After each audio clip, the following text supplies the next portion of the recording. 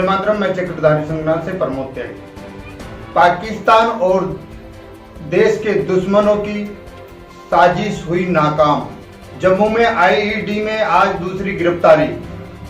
Connection के साफ तौर पर पाकिस्तान से और कुछ देश के दुश्मनों से जुड़ रहे हैं।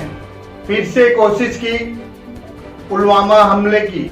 राह हुसैन नाम के आदमी ने इस घटना को देने का अंजाम का बीड़ा उठाया था, जो हमारी फोर्स ने उसको धर दबोचा और उसकी कोशिश को नाकाम कर दिया।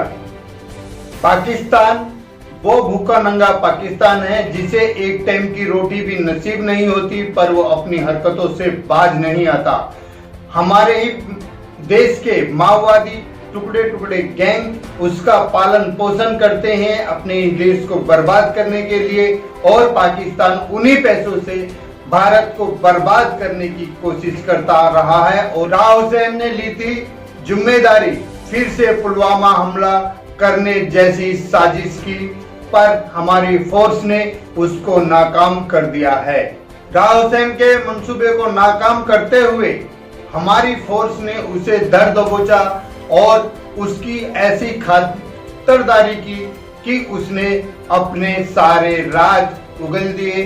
उसने बताया कि हाफिज सईद और पाकिस्तान की फोर्स और भारत के ही कुछ आदमियों के द्वारा पाकिस्तान की सरकार और पाकिस्तान के आतंकवादी आज भी इसी भुलावे में हैं कि जिस तरह पहले दिल्ली में और बॉम्बे में बम धमाकों से वो भारत को दहलाने की कोशिश करते थे, आए दिन कश्मीर में लोगों की हत्या करते थे, हमारे मिलिट्री के जवानों को आतंकवादियों द्वारा मार दिया करते थे, आज भी वो इसी मुखालते में जीते हैं। लेकिन आज भारत में मोदी की सरकार है और मोदी जी ने हमारी फोर्स को खुला आदेश दे रखा है कि जो आपको आतंकवादियों के विरुद्ध करना है, जो देश के अनित करने वालों के विरुद्ध करना है, वो एक्शन आप ले सकते हो।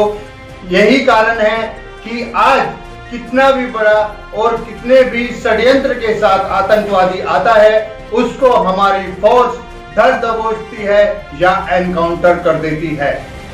इस षड्यंत्र में पाकिस्तान के कुछ आला अधिकारी और पाकिस्तान की सरकार और हाफिज सईद और हमारे देश के कुछ गद्दारों का हाथ है, जो अभी पूछताछ में पता चल रहा है।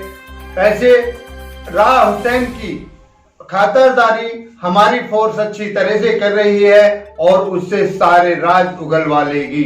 राह हुसैन ने कबूला कि हमारे चीफ कमांडर सैयद हुसैन ने और पाकिस्तान के आला अधिकारियों ने हमें हुक्म दिया था कि भारत में एक और पुलवामा करने को अंजाम दिया जाना चाहिए, जिसकी जिम्मेदारी मुझे दी गई थी। उन्होंने कहा था कि अगर आपने इस अंजाम को सक्सेस कर दिया तो आपको चीफ सिपाही की पदवी मिलेगी, और ना करे खुदा ना करे अगर आप काफिरों की गोली से मार दिए गए तो भी आपको जन्नत नसीब होगी।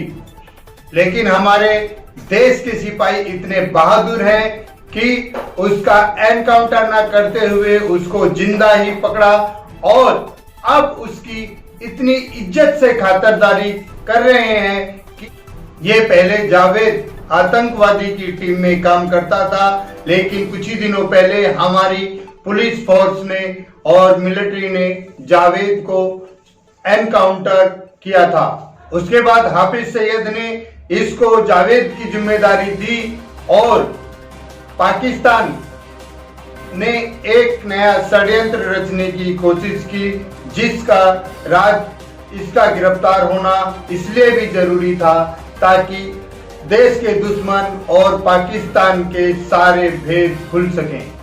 इस साजिश को अंजाम देने में पाकिस्तान की फोर्स, पाकिस्तान के आला अधिकारी, पाकिस्तान के वजीर आलम और पाकिस्तान के सभी आतंकी संगठन और हमारे देश के कथाकथित देशद्रोही लोगों का हाथ शामिल बताया जा रहा है।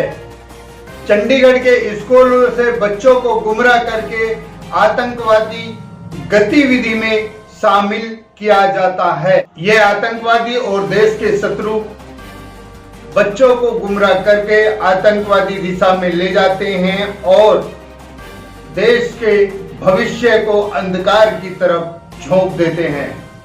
इसी के साथ मैं अपनी वाणी को विराम देता हूं। हमारे चैनल को सब्सक्राइब करें, लाइक करें, कमेंट में भारत माता की जय जरूर लिखें और शेयर करें। वंदे मातरम। जय हिंद।